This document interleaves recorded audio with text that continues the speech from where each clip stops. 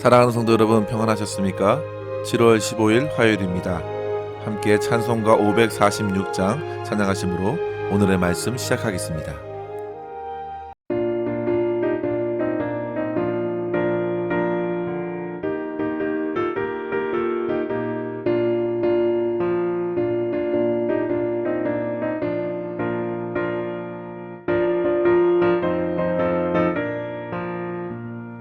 주님 약속하신 말씀 위에서 영원토록 주를 찬송하리라.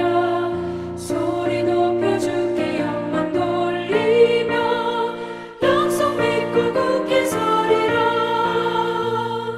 굳게 서리 영원하신 말씀 위에 굳게 서리. 말씀 위에 그 말씀 위에 굳게 서리라. 주님 약속하신 말씀 위에서 세상 염려에게 엄습할 때에 용감하게 힘써 싸워 이기며 약속 믿고 굳게 서리라. 굳게 서리 영원하신 말씀 위에 굳게 서리. 말씀 위에 서리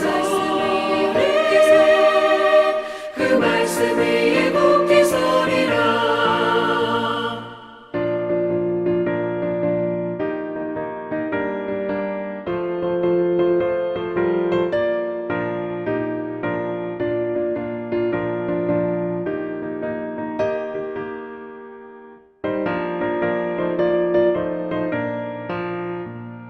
주님 약속하신 말씀 위에서 영원하신 주의 사랑을 믿고 성령으로 힘써 싸워 이기며 약속 믿고 굳게 서리라. 굳게 서리 영원하신 말씀 위에 굳게 서리. 말씀 위에 그 말씀 위에 굳게 서리라. 주님 약속하신 말씀 위에서 성령 인도하는 대로 해가며 주님 품에 항상 안식 얻으며 약속 믿고 굳게 서리라. 약속 믿고 굳게 서리 영원하신 말씀 위에 굳게 서리. 말씀 위에 굳게 서 그 말씀 위에 굳게 서리라. 아멘. 이 시간 함께 나눌 말씀은 이사야서 40장 1절에서 8절입니다. 너희의 하나님이 이르시되 너희는 위로하라. 내 백성을 위로하라. 너희는 예루살렘의 마음에 닿도록 말하며 그것에게 외치라. 그 노역의 때가 끝났고 그 죄악의 사함을 받았느니라. 그의 모든 죄로 말미암아 여호와의 손에서 벌을 배나 받았느니라 할지니라 하시니라. 외치는 자의 소리여 이르되 너희는 광야에서 여호와의 길을 예비하라. 사막에서 우리 하나님의 대로를 평탄하게 하라. 골짜기마다 도두어지며 산마다 언덕마다 낮아지며 고르지 아니한 곳이 평탄하게 되며 험한 곳이 평지가 될 것이요 여호와의 영광이 나타나고 모든 육체가 그것을 함께 보리라. 이는 여호와의 입이 말씀하셨느니라. 말하는 자의 소리여 이르되 외치라. 대답하되 내가 무엇이라 외치리이까 하니 이르되 모든 육체는 풀이요 그의 모든 아름다움은 들의 꽃과 같으니 풀은 마르고 꽃이 시듬은 여호와의 기운이 그 위에 붐이라. 이 백성은 실로 풀이로다. 풀은 마르고 꽃은 시드나 우리 하나님의 말씀은 영원히 서리라 하라. 아멘. 이사야는 히스기야가 유다를 통치하고 있을 때 주전 722년에 북이스라엘이 아수르에 의해 멸망하는 것을 지켜보아야 했습니다. 당시에 하나님께서는 크신 은혜로서 유다만큼은 아수르의 힘에서 벗어나게 하셨고, 심지어 히스기야 왕이 죽을 병에 놓였을 때에도 그의 간절한 기도를 들어주셔서 무려 15년을 더 살도록 허락해 주셨습니다. 하지만 성도 여러분, 히스기야는 병들었던 자기를 문안하러 찾아온 바벨론의 사신들에게 그만 유다의 모든 무기고와 보물들을 다 보여주면서 결국 하나님의 심판의 말씀을 받게 되었습니다. 그 말씀이 이사야서 39장 6절에 나오는데요. 보라, 날이 이르리니 내 집에 있는 모든 소유와 내 조상들이 오늘까지 쌓아둔 것이 모두 바벨론으로 옮긴 바 되고 남을 것이 없으리라. 여호와의 말이니라. 성도 여러분, 이 말씀은 앞으로 약 200여 년이 지난 후 유다가 바벨론에 의해 멸망할 것을 미리 예고하신 것입니다. 그리고 결국 이 말씀대로 주전 586년에 바벨론 느부갓네살에 의해서 유다는 처참하게 무너졌고 수많은 백성들은 포로로 끌려가고 말았습니다. 성도 여러분, 순간 중한 질병이 치료되어 들뜨고 교만한 마음으로 모든 것을 자랑하듯이 보여주었던 히스기야의 이 어리석은 행동은 결국 유다를 비참한 지경에 이르게 한 것입니다. 그런데 성도 여러분, 하나님께서는 그러한 비참한 처지에 갇혀있던 하나님의 백성들을 결코 잊지 않으셨습니다. 하나님께서는 결코 자기의 백성들을 포기하지 않으시고 오늘 말씀과 같이 소망과 위로의 말씀으로 그들을 회복시키고자 하셨습니다. 이것은 마치 아담과 하와가 어리석고 교만한 마음으로 불순종하여 온 세상이 타락하여 사망의 권세에 붙들려 있던 처지에서도 그들을 포기하지 않으시고 회복시키기 위해 그들에게 생명의 약속을 주신 것과 마찬가지입니다. 성도 여러분, 하나님께서 저와 여러분을 향하여 품으신 생각이 무엇인가 주목하십시오. 예레미야 29장 11절에 말씀합니다. 여호와의 말씀이니라 너희를 향한 나의 생각을 내가 아나니 평안이요 재앙이 아니니라. 너희에게 미래와 희망을 주는 것이니라 했습니다. 성도 여러분, 이 메시지가 멸망하는 도성 앞에 주신 메시지입니다. 결코 우리는 하나님을 지금의 상황과 현실만을 가지고 오해해서는 안 되겠습니다. 유다 민족이 그렇게 바벨론에 멸망당하여 무려 70년 동안이나 포로 생활에 눌려 있었지만 하나님께서는 그보다 훨씬 오래 전부터 이스라엘을 통하여 위로의 메시지를 준비하고 계셨다는 사실을 잊지 말아야겠습니다. 오늘 우리가 읽은 말씀 이사야서 40장 1절의 시작을 원어로 한번 보십시오. 나하무 나하무 암미 위로하라 위로하라 내 백성을. 주의 백성을 향한 하나님의 사랑과 자비를 느낄 수 있겠습니다. 우리보다 우리의 처지를 더 잘 알고 계시는 하나님의 마음은 위로와 회복, 구원으로 가득 차 있습니다. 성도 여러분, 지난주에 말씀드린 바대로 이사야서의 앞부분 1장에서 39장까지는 구약적인 메시지로 죄악을 경고하시고 심판하시는 메시지로 가득하다면 40장 이후부터는 신약적인 메시지로서 구원과 위로의 내용으로 전해졌습니다. 그만큼 40장의 첫 메시지가 중요한 문을 열어주는 것과 같습니다. 그 분위기가 완전히 달라진 것입니다. 칠흑 같은 어둠을 뚫고 들어온 한 줄기의 빛과 같이 참된 위로의 메시지가 선포되었습니다. 성도 여러분, 이러한 본문의 말씀을 묵상하면서 이 아침에 두 가지로 삶의 교훈을 붙들고 함께 은혜를 나누었으면 합니다. 첫째로 성도 여러분, 먼저 위로가 필요한 인생의 처지를 깨닫고 하나님의 위로를 풍성히 누릴 수 있기를 바랍니다. 2절 말씀을 보시면요, 너희는 예루살렘의 마음에 닿도록 말하며 그것에게 외치라 했습니다. 성도 여러분, 위로하라 했는데 정작 듣는 이들이 위로를 경험하지 못할 수 있기 때문이죠. 어떤 사람들은 이 위로의 메시지를 달갑게 듣지 않을 수도 있겠습니다. 오늘날 우리들에게도 마찬가지입니다. 이 메시지가 저와 여러분에게 진정한 위로의 메시지로 다가오려면 우리는 반드시 우리가 처한 상황이 얼마나 비참한 처지인지를 먼저 분명히 깨달아야 합니다. 그렇지 않으면 아무리 좋은 위로의 말도 마음에 닿지 않을 것입니다. 마치 질병에 걸린 사실을 분명히 알아야 그 질병을 치료할 수 있는 약을 간절히 바라는 것과 같은 이치입니다.